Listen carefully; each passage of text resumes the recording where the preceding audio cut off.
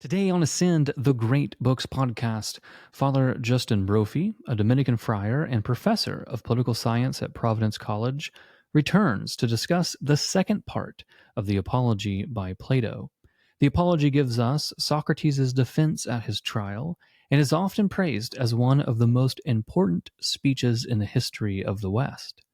Father Brophy and I have a great conversation that includes us musing on death, piety, the meaning of philosophy, and the reality of the soul.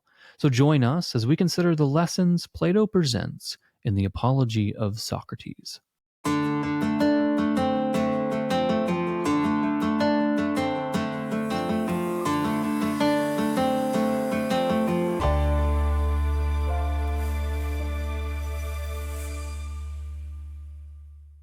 Welcome to Ascend, the Great Books podcast.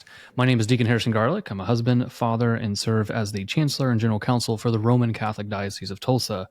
We're recording again on a beautiful evening here in rural Oklahoma. If you are new to Ascend, the Great Books podcast, we are a weekly podcast that helps guide you through the great books. So far, we have read together Homer, Hesiod, Aeschylus, Sophocles, Euripides, Aristophanes, and now we are continuing in our studies in Plato. On the Platonic side, we have read First Alcibiades, a wonderful dialogue to introduce you to Platonic thought and the life of the mind in general. We've read De Euthyphro. We had a conversation with Dr. Prudlow on Aquinas and the Euthyphro dilemma. And then last week, we had a wonderful conversation on the first part of Plato's Apology. You can check us out on Twitter or X, YouTube, Facebook, and Patreon. We appreciate all of our supporters. Our supporters have access to guides and articles and other resources to help guide them through the great books, which you can find at thegreatbookspodcast.com. Today, we are discussing the second part of the Platonic dialogue, The Apology, the famous trial of Socrates.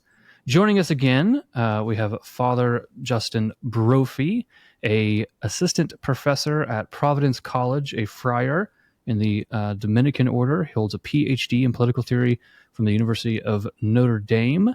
He includes interests as ancient and contemporary political theory, philosophical conceptions of the human psyche in modern society, Plato, Augustine, Kierkegaard, Nietzsche, Freud, and philosophy of psychoanalysis. We also mentioned that he likes Joseph Pieper and Walker Percy and is a fan of the Symposium. Father, it's very good to have you back. Thanks. Good to be back. Looking forward to our next conversation here. Yeah, no, I really appreciated our prior conversation on part one of the Apology. It gave me a lot to think about. You know, Peter Kreeft talks about the Apology as probably the most important speech in the West. Like if you were going to have like at least like top three contenders, it is probably the most important speech in the history of the West. But speaking of Peter Kreeft, he also speaks often, when he speaks of Plato, of Saint Justin Martyr. And this is the saint that you have taken your religious name, Father Justin Brophy. And you mentioned him briefly last week on the podcast. Can you just tell us like kind of the elevator pitch, like who is Saint Justin Martyr and like why is he tethered or brought up a lot when we speak about Plato? Yeah, so man, I love Justin Martyr. As a matter of fact, it's great that you started a conversation with him. I've got a relic of him right here on my desk, so that is good at all times when I'm working. He's a very early saint, an early martyr, and he really is the first saint who tries to reconcile faith and reason in a systematic way. He's layman, and he wants to be a philosopher, and he goes from school to school looking for a philosophy. And of course, in the ancient world, philosophy, nowadays we find an ideology we like, some kind of ism, and if we agree with it, we kind of tack it on to our name. But in the ancient world, it was a whole way of life. And so he's going from school to school, and he goes to the Pythagoreans, and he goes to the Stoics, he goes to the Peripatetics, and he finds something wrong with all of them. He doesn't quite get it right. And then he finally goes to the school of the Platonists. And he says that Plato's thought gives his mind wings. And the specific thing that gives his mind wings is Plato's discussion of the immaterial world. And so he's encouraged by this, and he goes for a walk. Apparently, he likes to take walks on the seashore, and he's taking a walk, and he runs into an old man who, interestingly, introduces him to the prophets in the Hebrew scriptures, the Old Testament. And he reads these with great interest, and this old man tells him, all of these things have been fulfilled in Jesus Christ. And he converts to Christianity and continues wearing the mantle of the philosopher and goes to debate pagans. He seeks out pagan philosophers and others, and in this sense, he's a proto-preacher too. And by preacher, I mean Dominican preacher. I kind of view him that way. He goes out and he engages the world and seeks to show that the true philosopher comes to knowledge of Jesus Christ and lives according to the way. That is beautiful. There's a belief as well too, right? That he held, or at least my understanding is that he viewed Plato in obedience to or in search of Jesus Christ, because John's gospel opens up, in the beginning was the Word, the Logos, and then tells us it's the Logos that becomes flesh in Jesus Christ. It's the second person of the Blessed Trinity, the Logos. It's hard to summarize, but it's the ordering principle of all reality. It is the actual rationale, reason itself, the very structure and order of all existence that not only gave things existence, but actually holds all in existence currently. And my understanding is that then he kind of sees Plato as in pursuit of Jesus Christ, because he is pursuing the Logos, the truth, and now we've come to understand that the truth is a person. Yeah, so I don't want to get myself in too much trouble here, but so often because of my Thomist training, I often think in categories of nature and grace. And, nature can take you so far, and then grace super added onto this can take us to different places. But for Saint Justin, he thinks more in terms of the seed of the Logos. And he believes that even in the pagans, there is something of the word. And you actually have a rudimentary articulation of baptism by desire when he talks about Socrates. He really wants to say that Socrates is saved, that he's searching for Christ, even though he doesn't completely know it. And I love that about him too. Yeah, you see that too in the medieval ages, right? Particularly when the Platonic texts are rediscovered. What is that, like in the 1400s?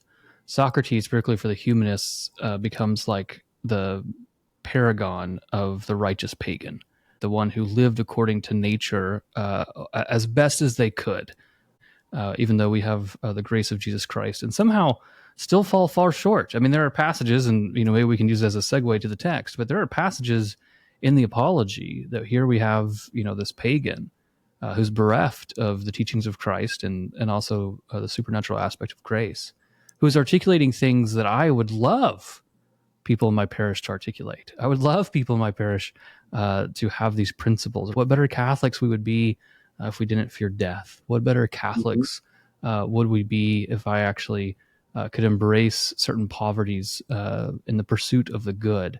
So it can be, I think one way is that, the pagans, when we study them, particularly from a Christian perspective, they're not antagonistic, or they're not a threat. Sometimes you see in certain Christian circles, like, well, we would never read those. Like, why would I read Homer? Why would I read Plato or Aristotle, or really any of the pagan thinkers? I don't really think they're a threat. I tend to take them as Dante took them, in which you kind of embrace them where they are. You show how good they can be.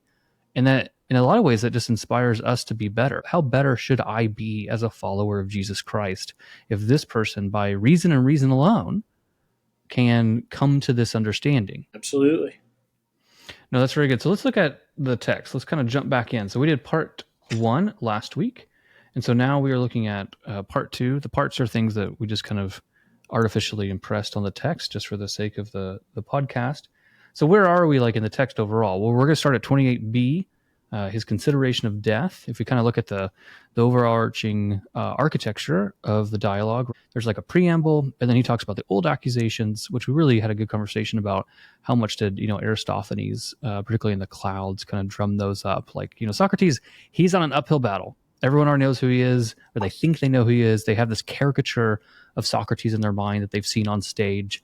It's an uphill battle for him. So now he's in the middle of addressing the new accusations, or one way to phrase it is these are the accusations that actually precipitated the trial, right? These are the charges that have been brought against him.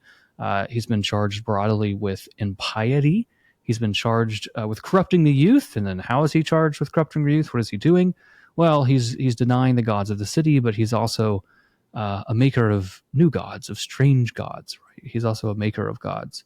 And so we find ourselves kind of in the middle of this defense, right? We started in media res. He's already talked about the old accusations. We are now on the new accusations. We ended last week with a fascinating conversation with kind of the relationship between the democracy, demos, the many, and then say the great souled man or the great man. So now we're stepping into this consideration of death. So this is at 28 C. And I really love this because, again, when I was saying like there are moral maxims, not really maxims, but there's moral principles here that I wish, like even in my own life, like I would exhibit these better. So he says things like, don't consider death, but consider your actions. What is it that he's actually using? We talked last week, like, what's the purpose? What's the telos of his actual speech? Like, what actually guides him? I think he makes it really clear that it's not death that moves me. It's not a fear of death. You can't use the fear of death to move me off of my vocation that the God has given me. But rather, what I am concerned about is, are my actions just? Like, are my actions pious? And one of the things I love about 28b going into 28c is the brilliant rhetorical device he uses. So, as he's explaining this, don't think of death, judge me from what I do. He pulls out an example from Homer, and it's the example of Achilles. It's like, let's take, who is the ancient Greek superstar? Who is the hero, the model par excellence of the ideal Greek man? Well, that's Achilles. And you know what Achilles did? Achilles knew that if he avenged Patroclus, he would die, but death wasn't important to him. What was important to him is that he did what he had to do. I'm like Achilles. And you could be like Achilles too, Right. if you're willing to confront death this way. I mean, that's something. If you're a younger man in the audience, I mean, that's the kind of thing that might get you charged up. If you're an older man in the audience, it might make you think, this guy's really hubristic. But I mean, I think it's nice to be attentive to what he's doing there, and the effect that it can have. Yeah, this is one of those times where you just have to laugh. We've talked about like you need to laugh when you read Plato, and I think that the subtlety here, like guys, I'm like Achilles. I am like this great, Greek mythical character, and he's already compared himself subtly to Hercules as well. So you can almost hear the people groaning, the eyes rolling in the assembly as he tries to make this argument. But it is a good one that he's saying, listen. Like, here are the people that we praise. You praise someone like Achilles, who's basically this kind of like spirited, thumotic side incarnate. Does he fear death? Would the fear of death move him off of avenging Patroclus? No, not at all. So neither am I going to be moved. And he segues, from this into what I thought was a really good kind of comparison, where he says, like, listen, if a military commander gave you to your post, right? If the military said, hey, you need to stay here at your post, and then he ran away for the sake of fear, like, what would we think of that man? Well, we probably wouldn't think very highly of him. Well, I'm like that man. The God has given me a post. The God has assigned me to Athens. And so here I stand. What kind of man would I be if fear could make me run away from my post? I have, this is actually the edition, the Cornell paperback edition that I read as an undergrad way back when. So this is an old an old copy. Is it humbling to look at your notes? It is, and this is the thing, I have years and years of notes layered Nice. on each other here. Some of them I read and I'm like, wow, that was really bad. And then others I read and I say, oh, wow, that's kind of insightful. Right. And a lot of it, I'm sure I took from my teachers as well. But I wrote down here, a little anachronistic, but I actually have a quote of Kierkegaard on this page from one of his journals. And I think he wrote this when he was in his early 20s. So this is Kierkegaard. It is a question of understanding my destiny. The thing is to find a truth which is truth for me, defines the idea for which I am willing to live and die. And, I wouldn't misinterpret that truth which is truth for me. I don't think he means that in a relativistic sense. I think he means that in the sense of, in order to truly internalize something that I say is true, I have to be willing to die for it. And this passage and apology reminded me of that at some point. I thought it was worth bringing up. But. Yeah, Kierkegaard's a good read. There's a lot of things. I read Kierkegaard kind of early on, even in like high school. Wow, that's early. It is early, and I was introduced to him, and it was really without context. And I mean, I can't even imagine what I thought I was pulling out of those texts. But he's very poetic, and there's times in there that I think he really does speak to the soul, particularly about having the thumos, being spirited to actually do what is right. I also enjoy it, just as a side note, like you talk about writing in your text and like the layers of notes and stuff. Yeah, that's something that we promote a lot on Ascend is like, writing in your text. Yes, that's what my copy. I have the big Hackett, like omnibus of Platonic works. And my apology I love that edition here. covered in notes. And the thing is too, like, I pulled out like a C.S. Lewis text the other day that I had to look at. And I read C.S. Lewis a lot in undergrad because in a Protestant setting, like that was like the most, like in an evangelical setting, that was like the most intellectual person we were allowed to read. And so I have like this little C.S. Lewis library. And like reading the notes is like terribly painful at times. But then you can see where I read it a few years later and then like a decade later. It's really humbling to see like that intellectual maturation. And each time you read it, like what you've written in it kind of serves as a guidepost. And I always try and use a different color pen. I don't have like a color coordination system. But if I'm going to read a text, I'm like, oh, I used a blue pen here. I will use a black pen or a red pen. Something so when I read back through it, I can track like, okay, for whatever reason, when I was older, like this really stood out to me. I remember like the apology, there's things here like the political ramifications and, things like this that did not dawn on me at all when I first read it. And I think that I would just encourage people, if you're listening to this, like to write in your text. And people I think are really worried, like, what if someone reads my notes? When is that ever going to happen? Like, when is it ever going to, like, the one's going to pick up your book and like give an announcement of like what dumb thing you wrote in there? But it really allows you to write. And what I like about it is that then you're not holding these things in your head. You write them out on the text. And then if you go back and reread it, they do serve as like these little guideposts to your thought. And then you can like build upon them. And I just think there's a beauty in it. And then like what I do like for Ascend is like, I'll go back and read all of my notes. And then that's what gets extracted into like, outlines and preliminary questions and guides. Like it really serves as a wonderful foundation. Love that. No, I think that's important. Hey, if somebody's reading your marginalia after you're gone, that's a good sign. That's true. That's a good sign. Yeah. And they're probably not going to make heads or tails of it either. I've been looking at the new Strauss like Euthyphro book where they like tried to extract all of his marginalia from the text and put it in this thing that looks like this crazy Unabomber wrote it.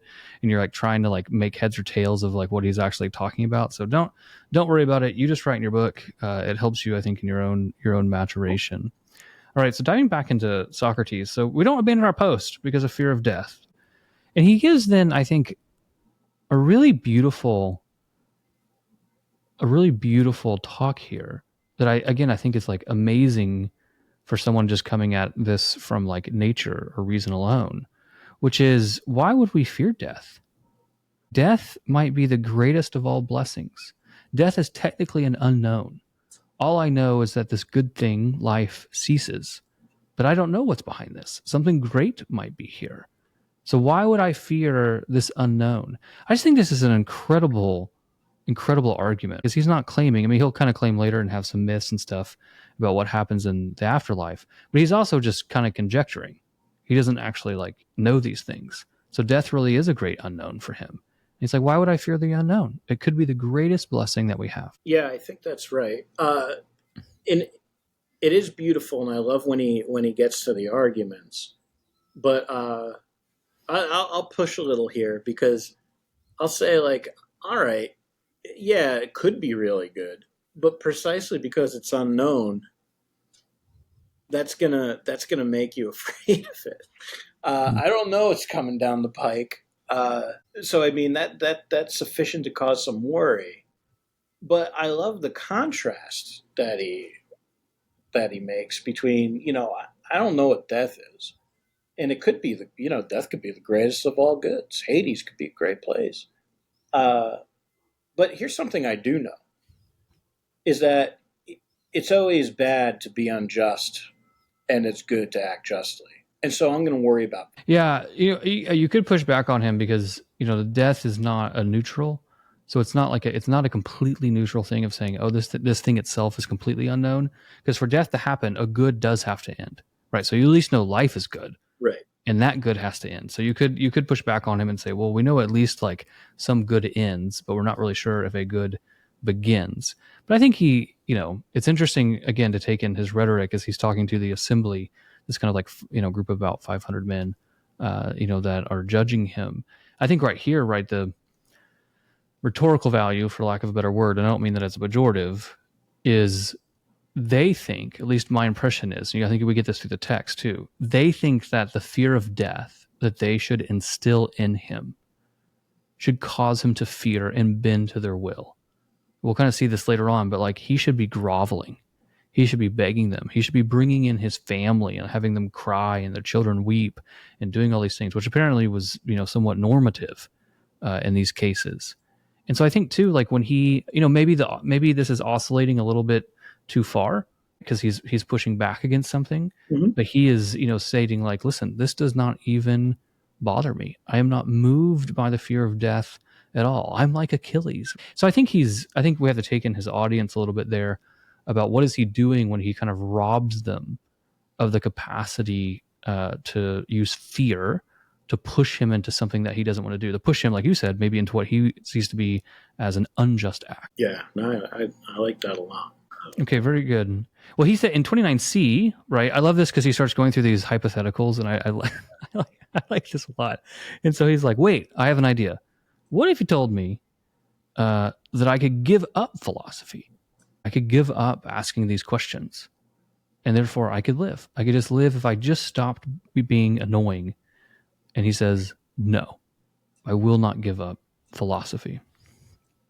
Right? He has a wonderful line in 29d, I will obey the God rather than you. There's so much about these passages here that I love. And I feel obligated to point out, as he says this, hey, I love you, men of Athens. I think you're great. But if you were to let me off the hook on the condition that I don't practice philosophy anymore, I'm sorry, I won't do it. I can't cease obeying the God. And then as he goes in and describes philosophy, it's clearly interwoven with the life of virtue. And so his conception, academic philosophy in so many places has become so far removed from how Socrates envisions philosophy that it's always refreshing to come back and read this. We're not talking about splitting definitional hairs. We're not talking about abstractions that are completely removed from everyday life. We're not talking about logic chopping. We're talking about what is the good life and how do I obtain the virtues necessary to live that kind of life. And in that, you can't stop me from doing, and I won't let you stop me from doing.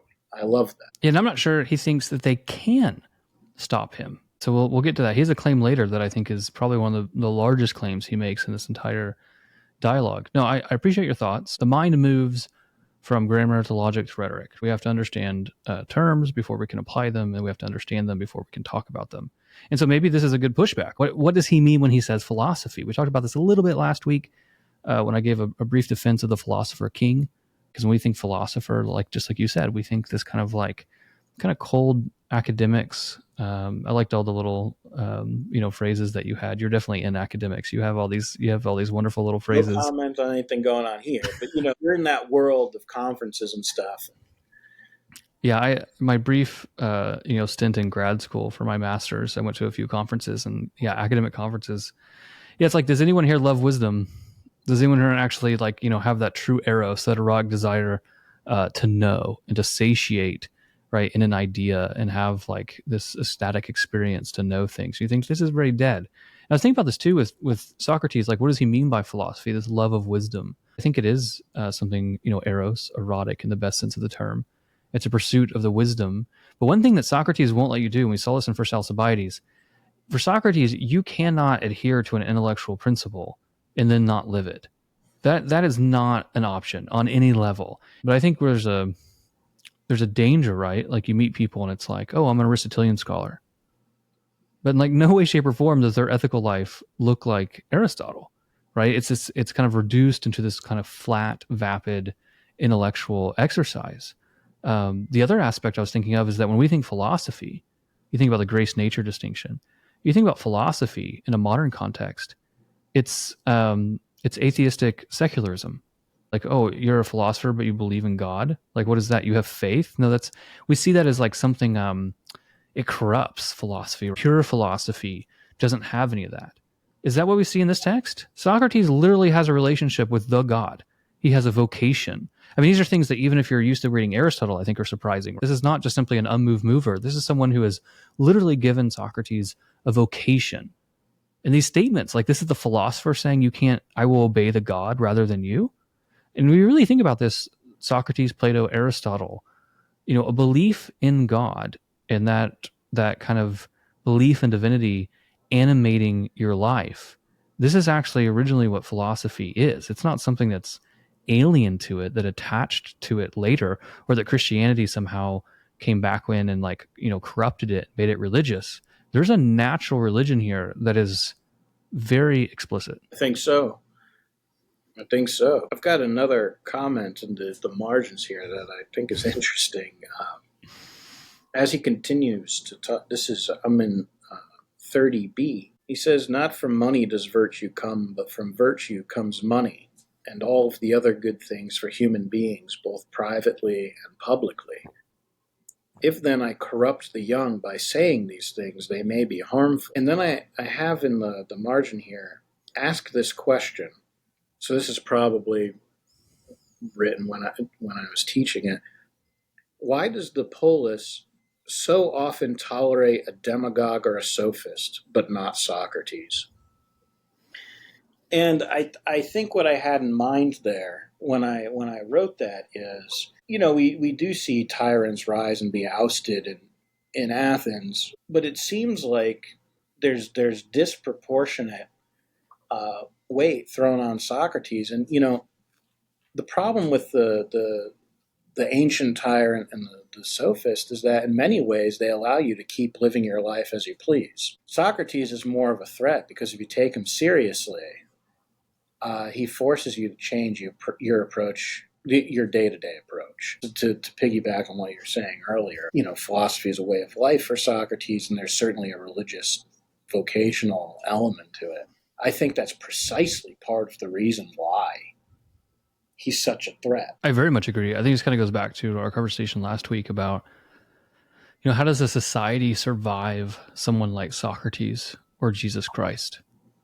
And they seem to, I was reflecting, because as I mentioned last week, I recently read the Gorgias and kind of had time to myself in the middle of nowhere to read and to reflect. And one of the things that's really interesting in the Gorgias is that Socrates very much appreciates Callicles because he's unashamed. Right? He just straight up says, no, I literally engage in rhetoric to get all the things I want. I want to be a tyrant. I want to just satiate all of my appetites, and I don't want to be satisfied. I literally just want to, have all the food and sex I want, and that's what this is for. And Socrates, like in the beginning, praises him. It's like, oh, thank God we have someone who's unashamed. Please stay that way so we can have a conversation. Don't give me this kind of like polite veneer. Like, allow me to have this conversation. And I think that too. Why? Because, well, Callicles' words and his actions are aligned. And so therefore there's an honesty, and Socrates can work with that honesty. And we see Socrates then being on the other side. His words and his actions align on what is the good and just life. And I really think that's analogous to our Lord, because our Lord has several comments that sometimes confuse people, where he's like, the lukewarm, you're going to come and be lukewarm. You get spit out of my mouth. You're neither hot nor cold, right? That what do you do with the lukewarm? Like, what do you do with the milquetoast? How do you even like move them? And I think that there's that certain sophistry, right, that can just kind of fall into a soft hedonism, and it's then really hard to move people. And I think that sometimes with Socrates, like, he likes the unashamed because they're cold, and he can work with that because they're honest with each other. Okay, so let's look at we have the 29D, I will, obey the God rather than you. And this kind of actually just dovetails really well into our current comments, is he says, I'm not ashamed. I'm not ashamed of the way that I live. And then he pivots, and he has a wonderful pivot here. I actually want to read this section. I recently went to a conference out in Colorado with my colleagues around the country. I serve as general counsel for the Diocese of Tulsa, civil attorney for my day job, doing child and youth protection, legal, insurance, HR, not reading Plato. This is my escape in the evening, if you will. But on the plane, I kind of looked ridiculous, but I brought my giant, complete works of Plato tome, and I was reading the Apology because I was going to teach it in our diaconate class. And so I was reading it. And this read through, like, this really struck me. And I just want to kind of read this passage. And so this is at 29D. And so it says, Socrates. Now, this is Socrates giving a rhetorical question to himself. He says, Socrates, we do not believe Anytus, is that how you pronounce his name? Anytus? We do not believe Anytus now. We acquit you, but only on the condition that you spend no more time on this investigation and do not practice philosophy. And if you are caught doing so, you will die. End quote. And if I say to you, you were to acquit me on those terms, I would say to you, men of Athens, I am grateful and I am your friend, but I will obey the God rather than you. And as long as I draw breath and I am able, I shall not cease to practice philosophy, to exhort you in my usual way, to point out to any one of you whom I happen to meet. And this is the quote that I really appreciate. This is where there's several times in the Apology he reverses things. Like, they're supposed to be judging him, and he reverses things. And he says, and it's kind of hypothetical, good sir, you are an Athenian, a citizen of the greatest city with the greatest reputation for both wisdom and power. Are you not ashamed of your eagerness to possess as much wealth, reputation, and honors as possible, while you do not care for, nor give thought to wisdom or truth, or the best possible state of your soul? And this just struck me, I mean, maybe to jump to like a moral read, but this just struck me because, I mean, to what degree could we not immediately just take out Athens and put in, America? We live in, this greatest nation in the history of the earth. We have all these material goods. We have all this leisure. We don't have to fight for our daily bread each day. And what are we doing? Completely neglecting our souls. I love it because I think it shows us that Socrates actually cares for the Athenians. I think he really wants them to convert, to use that word. He wants them to have the transformation. He wants them to have the metanoia, to turn around from the cave wall, if you will, and to live a good, pious, and just life. And I think he truly cares, and I think he truly wants Athens, particularly the people of Athens, to live a good and pious life. I agree. I completely agree. And I think that the following pages kind of bear that. As an aside here, to what degree does, because we're using it, so you were good earlier, you pushed back on like a grammatical term, like we just keep talking about philosophy. What does philosophy mean for Socrates? So here's another kind of grammatical question. What do we mean by soul? Like, are we reading this into something that it's not? Like, we have this understanding of soul, in the West. When we read Homer, and really the playwrights too, there wasn't really a soul yet. I mean, man had like a spirit. He had a thumos. It wasn't, down in Hades, you become kind of like a shade. Like you're still yourself, but you're not yourself. It's something kind of less real than what you are. But that seems very distinct from what Socrates is talking about here. And I think my suspicion is that because we're downstream from Socrates, we're reading about the soul and it seems very normative to us. But I'm not sure that the soul, as he's talking about it, would have been normative for the Athenians. Any thoughts on this? Yeah. So, I mean, the word is suke, where we get our modern psyche from. Psychology, literally the study of the soul. Yeah, I think in Homer, at least I'm not a super expert on Homer by any stretch, but my read of Homer is that the soul is really a principle of life. The soul kind of leaves the body on death when somebody falls into the dirt, breathes it out. With Plato, and he does it differently in different dialogues, of course, but you start to get a parsing out in more detail of what that suke is. And certainly for Plato, it contains a desiring element, and it contains a thematic, spirited element, and it also contains a rational element. And for him, virtue comes when these things are integrated. Yeah. There's a justice, a well ordering of the soul. Yeah, it's. I appreciate you kind of parsing that out a bit because I think that we're just again downstream from him, so we hear soul, and that means something to us. Oh yeah, we know what the soul is. But I think we have to realize that for Socrates and for his audience, the way Socrates is using the term soul and how he's talking about it is fairly novel to the Greek mind. You read in Homer, a lot of times in Homer, it's not even right the same word. It's the thumos, it's the spirit that then kind of leaves the body, and it's kind of a lesser version of you, right? It's like a shadow of you. It's not the real you. Here, though, it's almost the reverse. Socrates is saying, no. The real you is the immaterial part. The real you is the soul. And that, to us, that makes sense. Because if we talk about like, oh, he died, like in the Catholic context, oh, where is he? Well, that's his body. That's not him, though. That's not his body. His soul, is with the Lord. His soul's in purgatory. His soul's there. That's where he is. But his body happens to be here.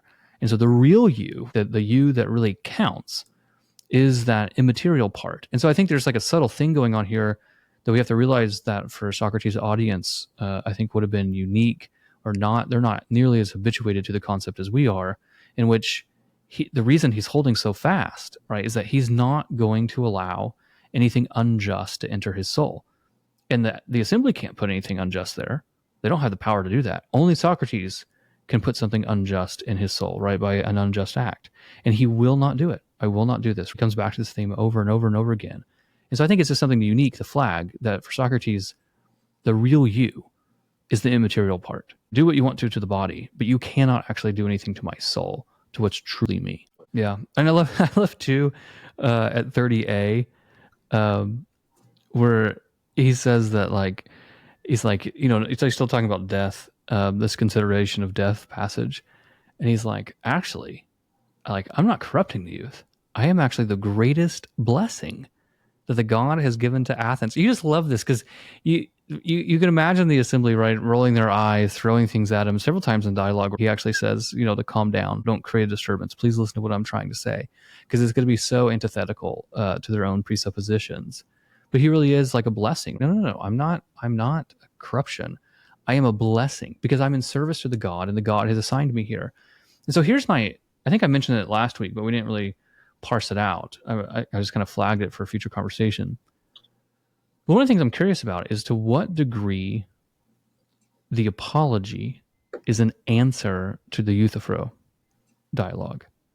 What I mean by that is like usually the Euthyphro dilemma takes up most of everyone's intellectual heft, and that's great because it's a wonderful dilemma. We like I said previously, we talked to Dr. Prudlow about that. We've got 2 other episodes just kind of walking through the Euthyphro. It's very much a dialogue worth our attention. But if you recall, the dialogue ends somewhat in an unsatisfactory way, particularly if you're actually wanting to know what piety is, in which Euthyphro chooses the right horn. He chooses the right part of the Euthyphro dilemma. He chooses kind of the realist metaphysic. The ideas exist. The gods are adhering to something that's good because it's good in and of itself. And so Socrates pushes the conversation forward a little bit and says, "Oh yeah, okay. Well, let's take piety as a part of justice. What kind of part of justice is it? Well, and Euthyphro, I think, says correctly. He says, well, it's justice towards the gods. It's a certain service to the gods. Now, somewhere in here, Euthyphro is really stretching, and I think his mind's starting to melt, and he's not keeping up with the conversation well. And Socrates is doing that thing where he goes into overdrive, and Euthyphro just can't keep up. And so he asked Euthyphro, like, well, what is this service? This can't be like a man who, services cattle, like the cattle are benefited by the service of the man. And he's like, yeah, that's what I mean. And then he has to backtrack that because, like, well, that doesn't make any sense. Like, that doesn't, and the dialogue actually just falls apart because Euthyphro gives a definition that then pulls them full circle that, oh, service is, what's pleasing to them. And then we get back to piety just being, what's pleasing to the gods. And so what I'm curious about here is, the question I asked when we read the Euthyphro is, you can laugh at him all day long, but an idiot in the hands of Plato can teach you a lot. You got to be careful. So we can laugh at Euthyphro a lot, but Plato using him, I think, is very much an invitation to our own formation. So the question is, like, where did Euthyphro go wrong? So you can say he went wrong, but it's actually much more of an intellectual heft to say, no, this is what he should have said. So he seems to be okay, like Socrates seems to be okay that it's a service. And that's how we can contextualize this piety. But then Euthyphro falls apart and the whole dialogue falls apart. And hopefully we kind of hope that Euthyphro has a metanoia and kind of changes, which I think is the purpose of the dialogue. But here then, particularly when you read them together, it's really clear. Then all of a sudden, here goes Socrates, and he's just left and right talking about service to the god. I'm in service to the god. So how is he different than Euthyphro? How has he not fallen into the same trap? And I think, my thesis right now, kind of my raw thought would be, is that where Euthyphro fell short is that Euthyphro kept thinking that the piety, the service to the gods, rendered some benefit to the god, right, to the divinity. And that's a complicated problem for multiple reasons. What benefit are we actually going to give to the divine? Socrates, I think, makes it very clear here in the Apology that his service to the god, his act of piety, is a benefit to him and to Athens. When we serve the divine, the benefit is to the human, right? To the server, to the one in service, not the one being served.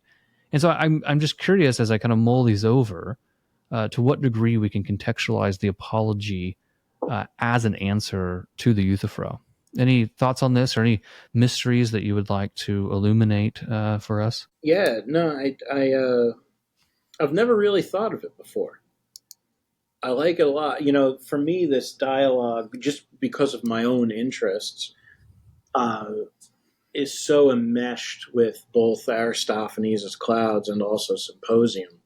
So I haven't thought about it in that light before, but I like that a lot. Maybe I guess the only thing I'd add to it off the top of my head, and I think we mentioned this a little bit last week. I do think that Socrates is a monotheist, and I also think that changes the equation. That changes the dilemma for him as well. So that's not to gainsay anything that you laid on the table. I just add that. Yeah, no, you mentioned that as a great example last week, as the fact that the dialogues don't push Plato or Socrates' knowledge to its full extent. Like, Plato had perfect capacity to recontextualize the Euthyphro dilemma in a monotheistic context and show the problems that arise there. He had that capacity because Socrates holds to the monotheistic God, as does Plato, but he doesn't. And again, that raises questions. What's the purpose of the dialogue? What's he actually trying to do? And I think in the Euthyphro, the question is he actually trying to give a treatise on piety, or is he really trying to save Euthyphro the same way he saved Alcibiades? Right. I think he's trying to save Euthyphro, but it has a pedagogical purpose. And I think that, too, Plato gives you all the tools that you need to have that conversation in the dialogue itself. So it's just, as we kind of talk about piety here, it's similar to your pushback, which was good on, like, what's philosophy? Well, we can ask what's philosophy, or what's the soul? And here I think we can ask, well, what's piety? Like, it's hard to forget, particularly on a Sin, the Great Books podcast, as we're reading in chronological order. This is one of the benefits of doing that, is that you read a dialogue and the whole question is, what's piety? And then here, there's just a kind of an assumption that everyone understands what piety is.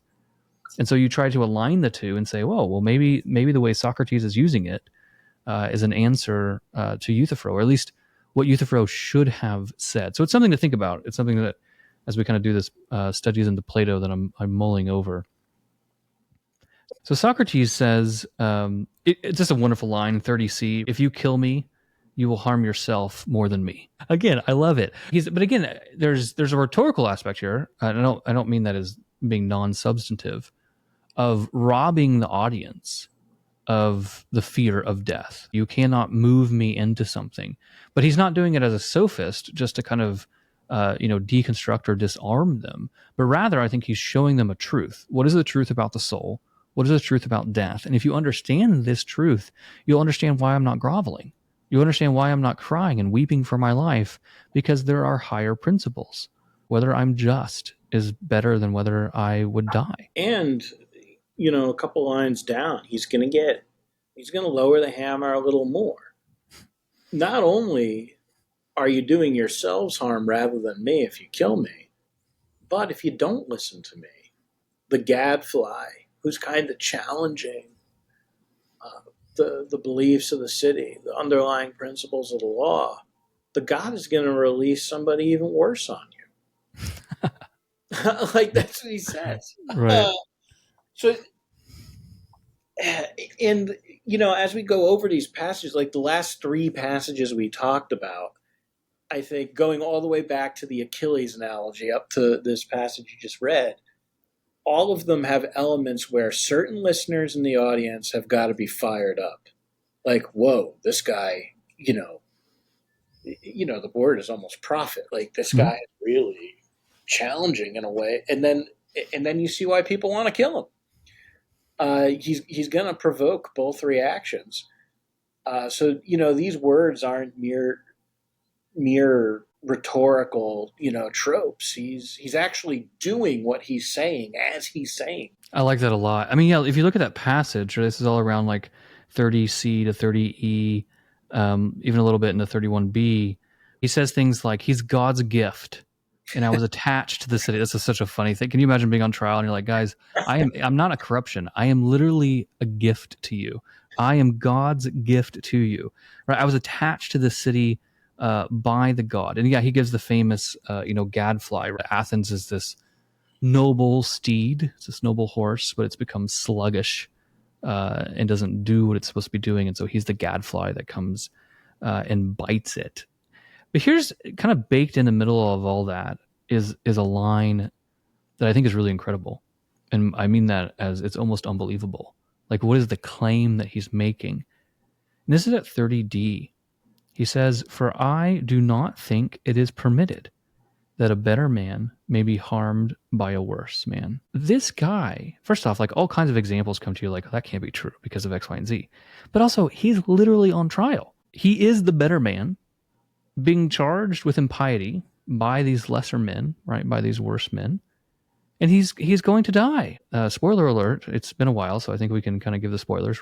He's going to die. And he's at this trial for his death. So how does this make sense? What does he mean here? For I do not think it is permitted that a better man may be harmed by a worse. It reminds me of a saying somebody else once spoke. Fear not the man who can harm the body, but the one who can harm the soul. And now that's a different formulation. That's not quite the same thing. But there's the suggestion in that line that one can potentially be harmed in body, but remain unharmed in soul. And that's my immediate interpretation of it. And that might be, that might be influenced by my reading of the gospel, which would be a good thing. But yeah, I mean, there's something internal to us. There's something beautiful about the way we're created. That there's something that can belong to us that is untouched by others. And another example I think of, a modern day example, is actually Viktor Frankl, Man's Search for Meaning. And so you've got psychiatrists, Jewish psychiatrists, locked in a concentration camp, and the realization that these people may harm me, these people may kill me, but they cannot take away, they cannot touch my interior life.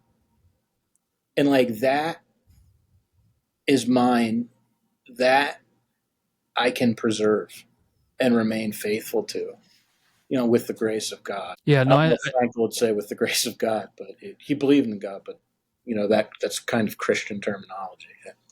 no, I think that's beautiful. And I think your tethering there to our Lord's words is perfect, because they tend to pivot on the same point, which is man cannot actually harm your soul. They can't do anything. They can't charge you to commit an unjust act. They can't charge you to let injustice into your soul.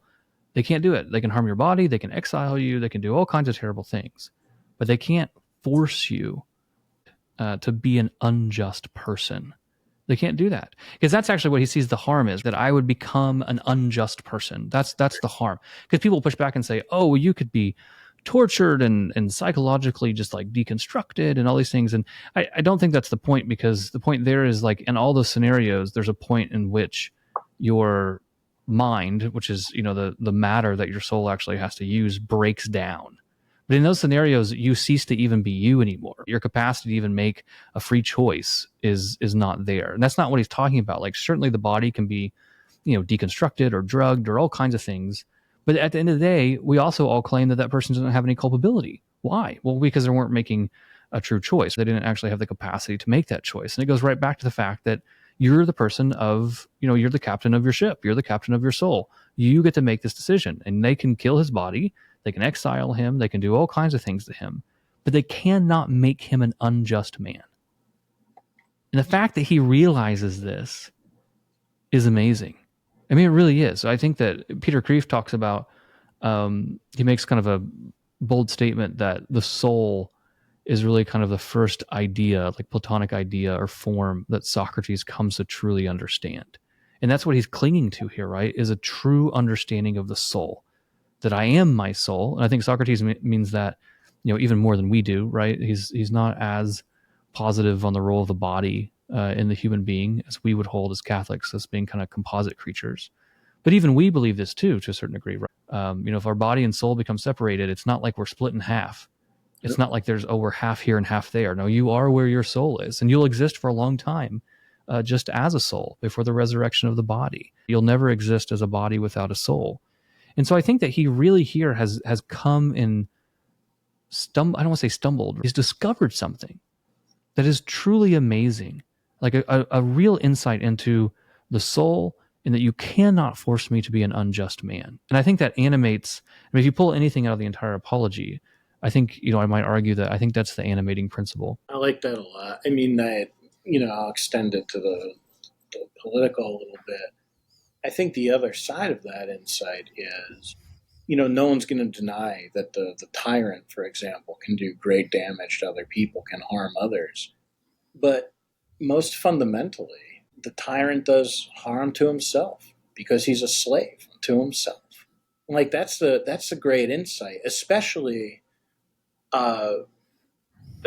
for people who kind of worship power and the ability to be in charge, to turn that on its head and say, actually, this person's not the master at all.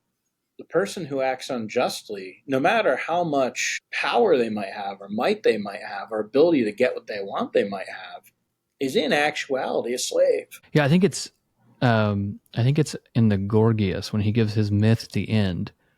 He had given the example of the tyrant like beating the slaves. So he beats his citizens, and so the citizens have these like stripes on their back, right, from where they've been beaten and abused and etc. And so he gives in his myth, if I recall correctly, he talks about then when the tyrant dies or the unjust man dies, they see then these beatings on his soul, because the unjust man, phrase it this way, the way the tyrant treats the city is the way the unjust man treats his soul. And so when you then are just a soul, when you're robbed of the body and your soul's exposed, then these mythical judges of the afterlife can see that you've beaten your own soul, you've abused it, it's scarred, it's bruised. And that's an amazing insight that even the tyrant, and the tyrant's always the example because a tyrant seems to be what people want to be, because you get to satiate all of your appetites. I get all the food and sex that I want. I have less power. I can say, you die, whatever it is. But what you're doing then to your soul is that you're abusing it, you're beating it, you're scarring it. And Socrates understands this. And what he does, and I think the animating principle here is he refuses to scar his own soul. He refuses to become a tyrant and commit some kind of act of injustice. Yeah, I think that's right. Yeah, very good. The whole section's kind of funny too, because on 30E, it's really clear that what he's actually trying to do is give a defense of the city. he's actually on trial for his own, like, being charged with impiety, but what he's trying to do is actually give an apology for the city at times, like what they should be doing, etc. So anyway, he's just, again, you have to laugh at a lot of these sections. 31D is a famous section, the daemon. We've kind of talked about this before in the podcast. We talked a little bit about it last week, right? He has this daemon, the spirit that's attached to him ever since he was a child. He sees it as a gift from the God, right? The monotheistic God, the singular God. And it's intriguing, right? The daemon will check him when he does something the daemon doesn't want him to do. But it's a negative power. It's always a negative voice. It's what not to do. It never tells him what to do. And this daemon has kind of guided him. If you say, well, how did Socrates become the way he is? And I think you really have to turn to the daemon. And let me give like two examples of that. One, and he has a wonderful line in First Alcibiades, right, where he tells Alcibiades, everyone needs a teacher. You and I are the same. We both need a teacher. And Alcibiades is like, oh, that's great. And Socrates is like, but we're different in one respect. And he's like, what's that? Well, I'm your teacher. And he's like, oh, okay, well then who's your teacher? And Socrates is like, God. God is my teacher. And he's saying it, right? It's a funny line because a lot of these things are kind of comical. Yeah. But he's actually being serious, right? Yeah. That God is his teacher. Yeah, I think he is. I mean, there's some people who are going to say that this is all irony. I don't think that hangs together. And like, there's no need to go into that aside why I think that. I don't think you can speak with this kind of conviction and face death in this way if you don't actually believe what you're saying. Correct. I mean, it's a similar argument that we make with our own martyrs. If this is just a lie to gain some type of power, like, why hold on to it when it's going to cost you your life? You have to be a true believer for this to work. The other example I was going to give that simply occurred to me as I was listening to another podcast, and they were discussing Plato's Republic. And they kind of critique the cave a little bit, showing like, it doesn't really explain to us how the first person gets free. Like, how does the first person break out of this? And it really dawned on me when they said that. I was like, oh, it's because it's God.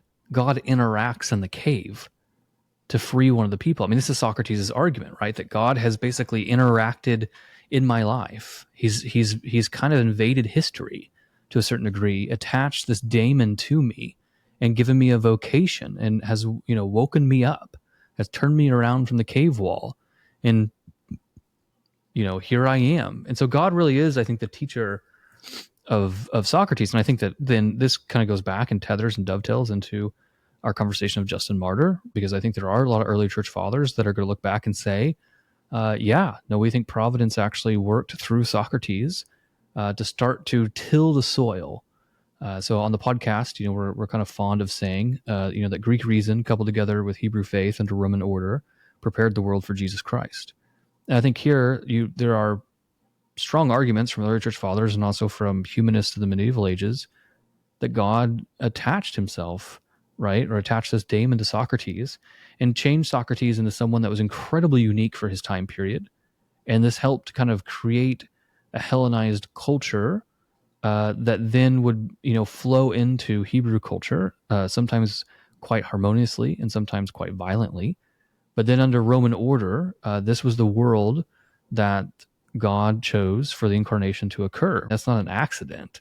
This is an intentional tilling of the soil for these things to, for the logos to be received, if you will.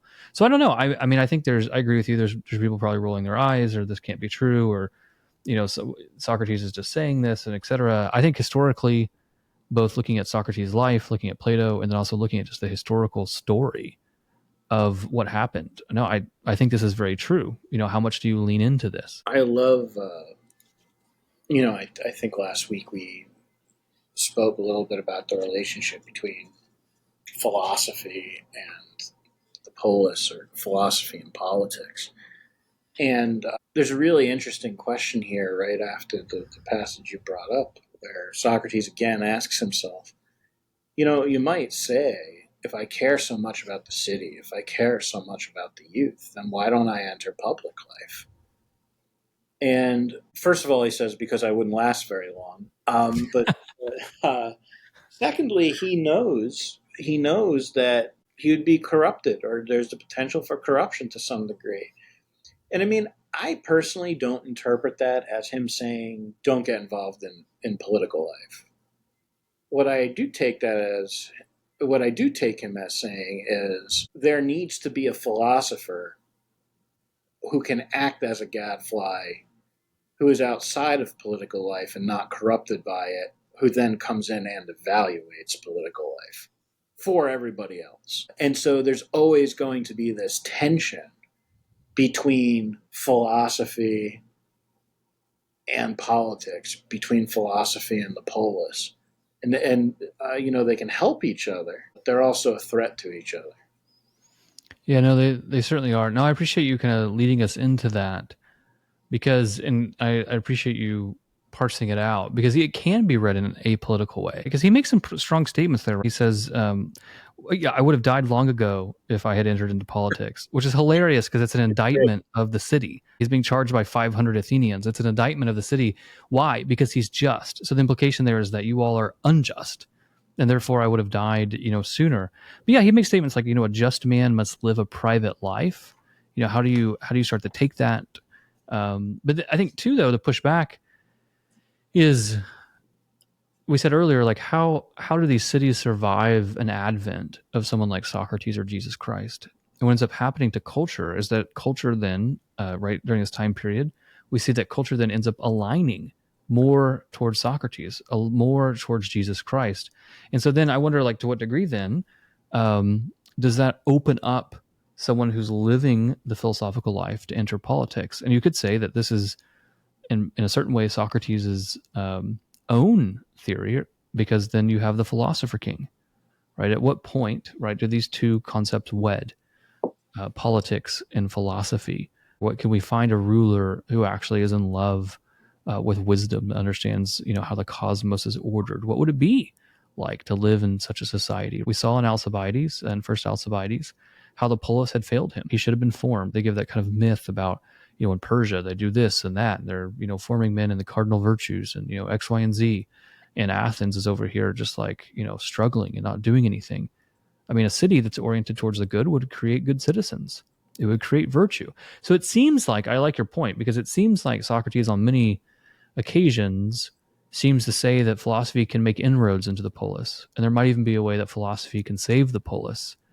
But again, can the polis survive that transformation? And the answer, I think, is no. There has to be a death and resurrection. It has to kind of realign itself, its own piety towards the divine, towards the eternal truths, like towards the Platonic ideas. It really has to align itself. And that can be both a beautiful but also brutal transformation of civilization. So he gets into his own, he transitions from like talking about politics in general, then he gives kind of some examples of the few times he actually had to be political and be engaged. One of them is kind of interesting because he talks about how he kind of stood up during the regime of the 30 tyrants. So if you remember from our history, the Peloponnesian War ends, Sparta beats Athens in this kind of world war of the Mediterranean. Sparta sets up a puppet government, is basically what the 30 tyrants are. And he gives this example, like, they're asking everyone to bring in people to be killed, and they're spreading their guilt around and these kind of things. And I said no. And I think that, correct me if I'm wrong, but this kind of does double work. So it's not only saying, hey, one time I was engaged in politics and I did what was just, thank you very much. But also my understanding is that this is a defense of him against corrupting the youth because one of his alleged students engaged in the regime, engaged in the 30 tyrant regime. And so him kind of showing like, no, I didn't, when the 30 tyrants came, like I didn't participate in that. Like they were unjust and I pushed it back against them as a just man. That's not only saying something about him and his politics, but he's also, I think, giving a defense that like those guys were corrupt. They were unjust. And I take no responsibility for them. Yeah, no, I think that's right. You know, notice throughout this how he keeps giving these examples as he gives this defense where he simultaneously angers and provokes, and also makes these indictments of the city. He keeps dropping these concrete examples of his own virtue. So first, he mentioned the battles in the Peloponnesian War in which he participated, in one of which he saved Alcibiades' life. So you have an example of how he's a good warrior, and now you have this example of how he faced death again in another circumstance, because to disobey this mandate is to invite death upon him. And he says if the 30 tyrants didn't dissolve, they would have taken care of me. So he kind of gets lucky. But he continues dropping these concrete examples throughout the apology, even though they're not the focus. He's dropping them as concrete defenses of his virtue and I courage. agree. Yeah, I agree. He, do you just, I don't have anything locked and loaded here, but one of the things that I've really been thinking about as we've read through these like Platonic studies, like these dialogues, is really this tension between, what I would call the great souled man, the man of virtue, and then kind of this democratic regime, demos, the many, and how this kind of like, there can be then this kind of like false egalitarianism that sets in that sometimes it's like a race to the bottom, if that makes sense. It's like the lowest common denominator. You can only crawl up so high and raise above the people before they want to drag you back down, like Alcibiades. So I don't know if he actually, no one knows, what he did, but, he's on his way, whether he actually, desecrated the Herms. But, he's on his way to do the Sicilian War, and they bring charges against him in absentia, right, when he's not there. So a lot of people point out that they betrayed him first. I mean, and obviously Socrates is also killed by the city. Our Lord is killed by the city. You think of St. Thomas More, St. Joan of Arc. I mean, you can just start stacking up all of these examples. So I know I'm maybe putting you on the spot unfairly, but this is something that I'm just thinking about. Like, what is this tension, or do you have anything else to add to it from what we talked about last week between kind of the great souled man and the democratic regime? Yeah. So, last week I think we talked about, I think we used Nietzsche and Tocqueville. And you can throw Kierkegaard into that too, because he makes the same criticism that a certain democratic spirit can lead to mediocrity. And I think to Plato's description of the democratic man in Republic as a man who's kind of undisciplined in his pursuits. One minute he's a philosopher, the next minute he's an athlete. He's the many colored man who wears a coat of many colors because he can do so many different things and can pick and choose. There's no discipline in his life, and so I think that meshes with the mediocrity point we made last week. But my interpretation, and this is controversial in the sense that there's so many interpretations of Plato on democracy. I actually think Plato sees the real dangers. He sees how it can lead to mediocrity. He writes about how it can lead to mediocrity.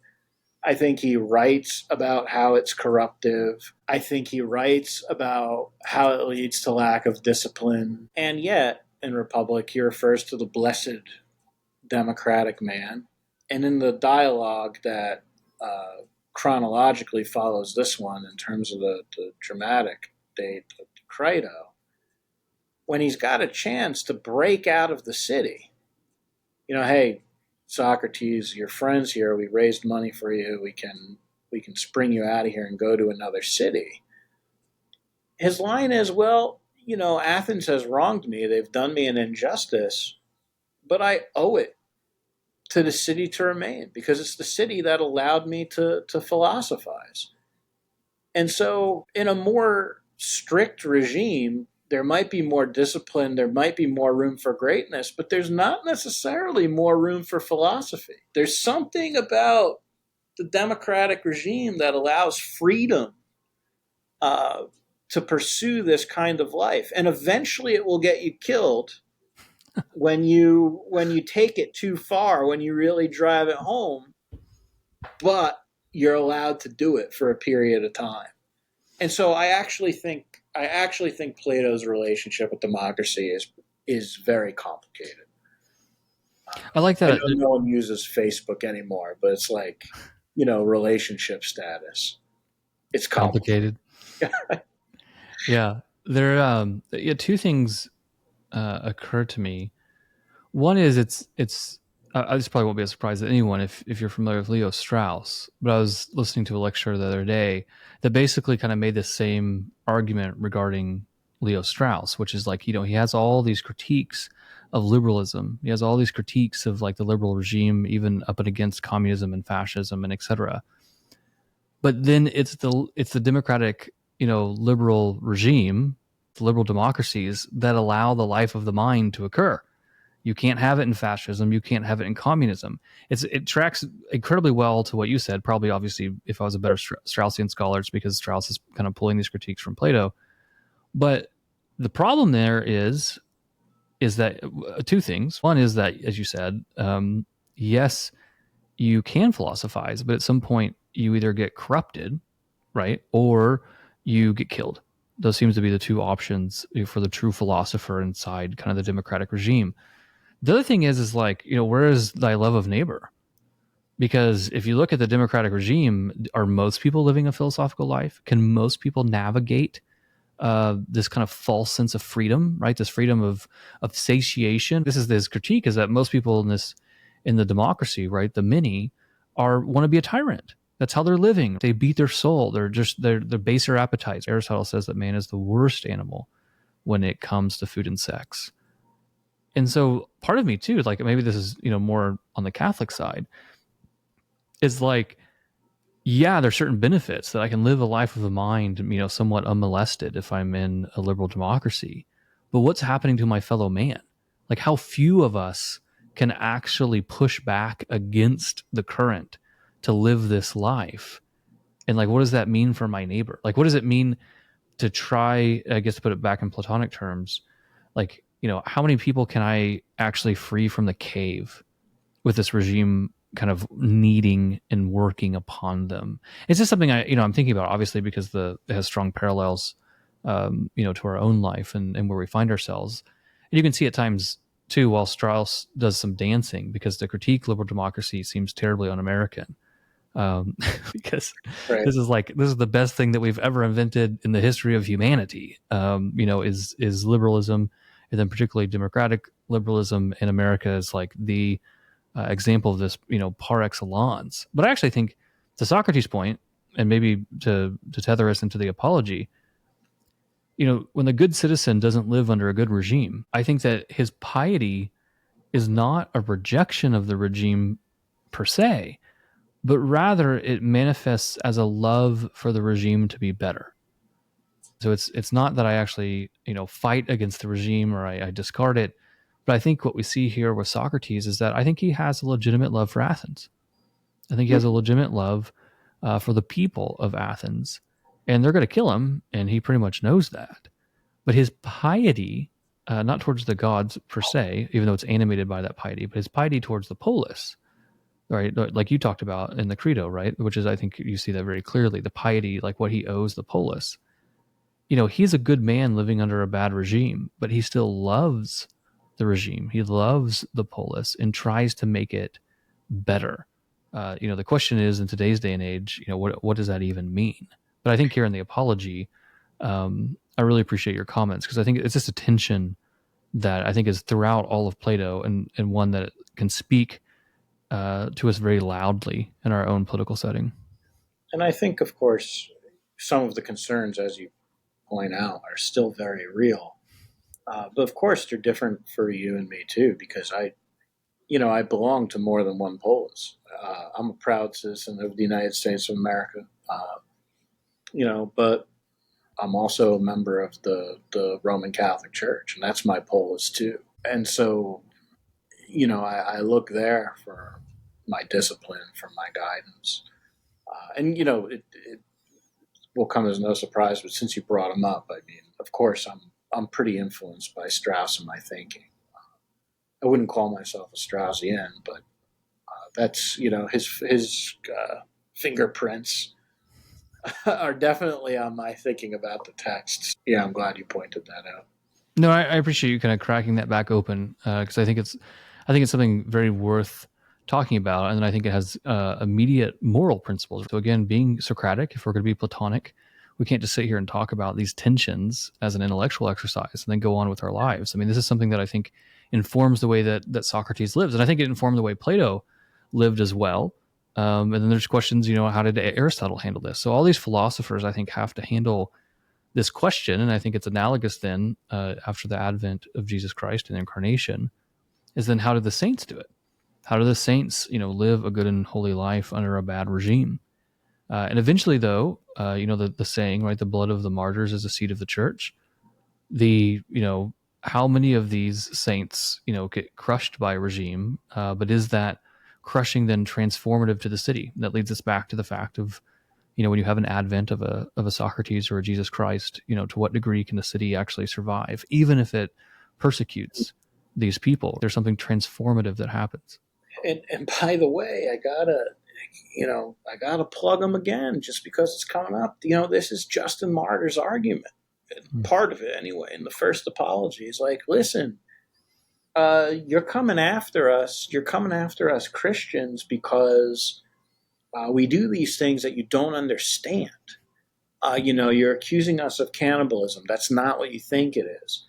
We're not worshiping the gods of the city. And what's the problem with that? In the Roman context, it's not a debate over so much over whose God is real and whose God is not, and what's a false God and what's not. It's about not participating in the state religion and the cultural unity that binds the state together. You're causing disunity within the city by your practices. And Justin Martyr comes back and says, listen, we're preaching virtue here and living a life of virtue. We are helping you. By being good Christians, we are actually helping you maintain the order of the state. We renew the city by doing what we do. What's I should have asked this earlier, but like if someone's interested in Saint Justin Martyr and kind of seeing how Plato flows on an initial basis into Christianity, like what's a good text for people to turn to and look at? Yeah, so first I just have to say, and it's in the Office of Readings on June 1st, on his feast day, his martyrdom account is wonderful because you will pick up immediately how, and it's historically accurate because it's obtained from Roman court records, but it's clearly written in the style of a Socratic dialogue, which is what he wanted. But the Ancient Christian Writers series has a nice volume of his first and second apologies that I have on my shelf. And I remember actually right before I took my solemn vows, I was up in my cell, and it was that time beforehand, and I said, you know what, I'm going to read First Apology again. So it's the last thing and then the dialogue with Trypho is really good too.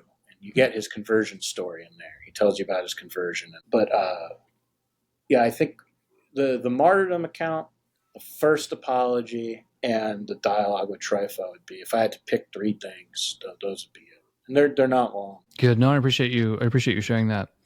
Okay, so kind of anchor us back into the text. So we're getting close to the end of his initial defense. In 33D, he kind of makes the argument like, hey, where are all these men? Like, where are all these kids that I've corrupted? Like, have them bring forward. Like, where are they? Like, this is really interesting, and it's kind of a brilliant because it catches you sleeping if you haven't noticed this. These are all third-party claims. Oh, you're corrupting the youth. Okay, but where are the youth I've corrupted? Like, where are the ones coming forward saying, like, hey, like he did this to me? And, where are their families coming forward? Now, obviously, you can push back on this on a few things. Like, one, they could be corrupted to such a degree that they don't realize they've been corrupted. Does Plato think he's corrupted? Probably not. So is he going to come up forward? No. So you can still argue that their, self-understanding of corruption doesn't actually mean that they, whether they're corrupt or not. Two, what I really caught my attention on this read through is what is everyone thinking about Alcibiades? So that seems to be the example of corruption par excellence, and he's been assassinated. He's not alive anymore. So then Socrates is like, "Where are all these guys I've corrupted? Let them come forward." Like, I wonder, like it's a weird, like, does that make sense? Like, it's like a weird. I was trying to think, like, rhetorically how that would land, I because never everyone, thought of that. like, isn't it interesting? Like, how would that land rhetorically, where everyone's like, the guy that we're most concerned about is dead, like that, and he basically was a giant hassle to our city, and we lost this world war because of him, or at least we're going to blame him for that, and therefore that's why we're blaming you. Like, what do you mean send them forward? He's dead. But I wonder too how much that's an indictment of them. Like, well, Athens didn't have him assassinated, but Athens threw him out. Athens did these things. Even, I can't remember, Aristophanes, I think it's his Frogs. I think the Frogs has like a few lines there that a lot of people read as an esoteric call for the city to recall Alcibiades, that the city needs to recall Alcibiades to win the war, that we need to actually have forgiveness. And so it's an interesting line in there that I'd like to kind of mull over more about how that would actually land with the assembly. Yeah, that's good. That's a good insight. I haven't thought of it. So he comes to his conclusion. This is like 34b. This kind of tethers to a few things we've already talked about. He says he's not going to grovel or make an emotional scene. He says the purpose of the jury is actually to render justice. It's not to have favor because, I cried or my wife cried or, whatever. You guys should actually just do what's just. But he won't do what's, impious or impious. He won't do what's unjust. And so, he renders his conclusion. And then we get and move into the guilty verdict. It's at 35E. What's surprising, and also surprises him in the text, is that it's a close vote. I think he says there's only 30 votes of a shift would need to actually, acquit him. And I'm wondering how we read that. I mean, I read it as I was preparing for tonight and read back over it.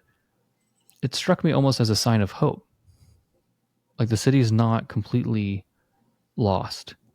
Right. Now, granted, like not wanting to kill this old man who harasses people in the marketplace does not mean they're all ready to become philosophers or, devotees of his. Sure. But at the same time, though, like, is this reading as a hope that the polis, as we've talked about multiple times, it is philosophy making inroads into the polis? Like, are people's minds starting to change? Has he said things during his defense that has actually started to plant the seeds of metanoia in his audience? Yeah, I mean, he's had some effect. And sure, like maybe not everybody is ready to become a philosopher overnight, but to vote to acquit the just man is not nothing. Yeah, because as we've gone back, we could argue there's two things I think then to keep in mind. One is, what's the purpose of his defense? And I do think he is trying to address some of the charges. Like, I don't think he's completely just aloof of what he's being charged with. I think he does bring up, like you said, there's concrete examples, and I think those have a lot of purpose. I think he gives a couple defenses.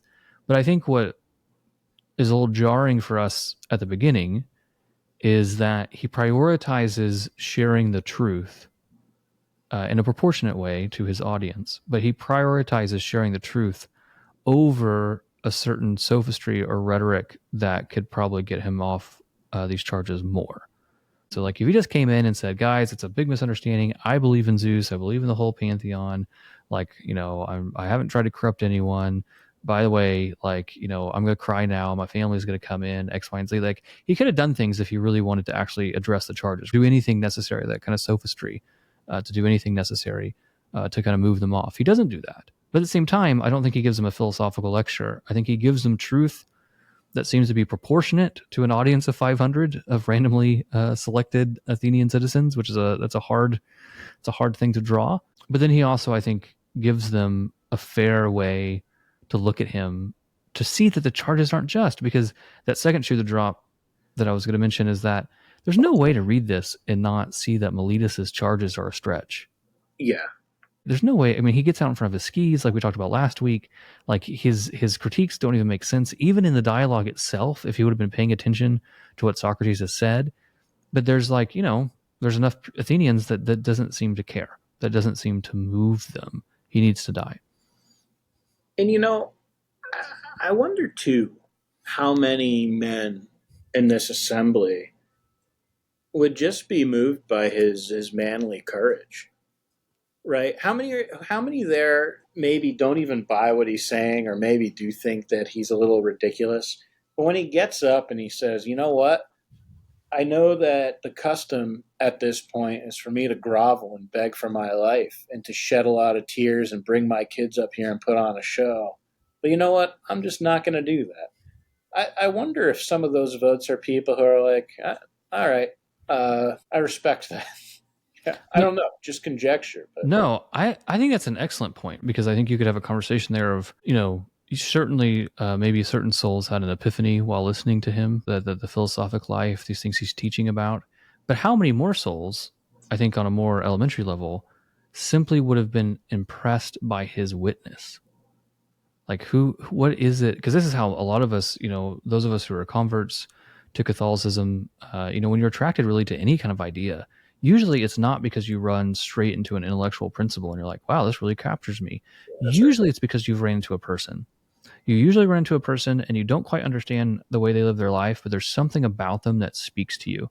Oh, it's like, oh, your life is calm, it's ordered, it's tranquil, it's disciplined.